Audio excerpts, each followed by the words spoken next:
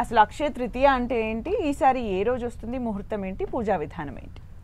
అక్షయ తృతీయ మనకి ఈ నెల 30వ తారీఖు వస్తుంది. ఈ అక్షయ తృతీయ అసలు అక్షయము అంటే ఏంటయ్యా అంటే క్షయము కాంతి, నశించిపోనిది. అక్షయము అంటే ఎప్పుడూ కూడా అభివృద్ధి చెందుతూ ఉండేది అని అర్థం, నశించిపోనిది అని అర్థం.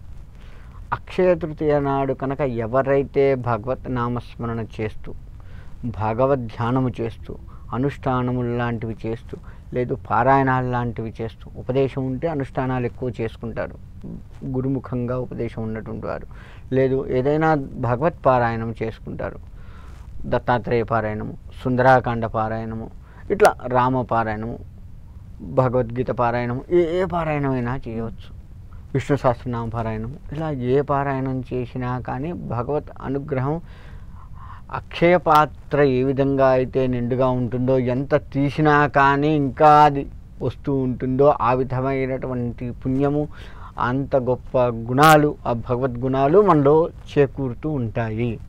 అంత బాగా సాత్వికత మనలో ఉంటుంది. ఎక్కడా కూడా రజోతమో గుణాలు లేకుండా సత్వగుణంతో నిండి ఉంటాము.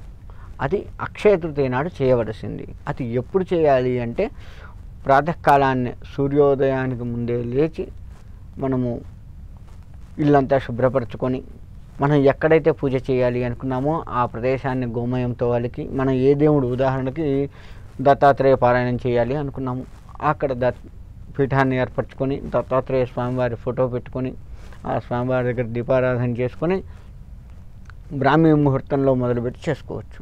బ్రాహ్మీ ముహూర్తంలో మొదలుపెట్టి కనుక చేసుకున్నట్లయితే ఇంకా మంచి ఫలితాలు వస్తాయి. మనకు బ్రహ్మ ముహూర్తం చాలా మంచి ముహూర్తం. దేనికైనా మనం బ్రాహ్మీ ముహూర్తమే ప్రధానంగా చెప్తూ ఉంటాము. కాబట్టి ఆ బ్రాహ్మీ ముహూర్తంలో ఏ పారాయణం చేసినా మంచి ఫలితాలు వస్తాయి. అక్షయ తృతీయ నాడు చేస్తే ఇంకా ఎక్కువ ఫలితం వస్తుంటుంది, మంచి ఫలితాలు ఎక్కువగా వస్తూ ఉంటాయి. అలా భగవద్ధ్యానంలో అక్షయ తృతీయ నాడు ఉండి తీరాలి. అంతేకాకుండా అక్షయ తృతీయ నాడు దాన ధర్మాలు ఎక్కువగా చేస్తూ ఉండాలి. అన్నదానం కావచ్చు, మన శక్తి ఉన్న దాన ధర్మాలు చేస్తూ ఉండాలి, బీదలకి బ్రాహ్మలకి చేస్తూ ఉండాలి. ఇలా చేస్తూ ఉన్నట్లయితే పుణ్యము పురుషార్థము రెండూ చేకూరుతాయి.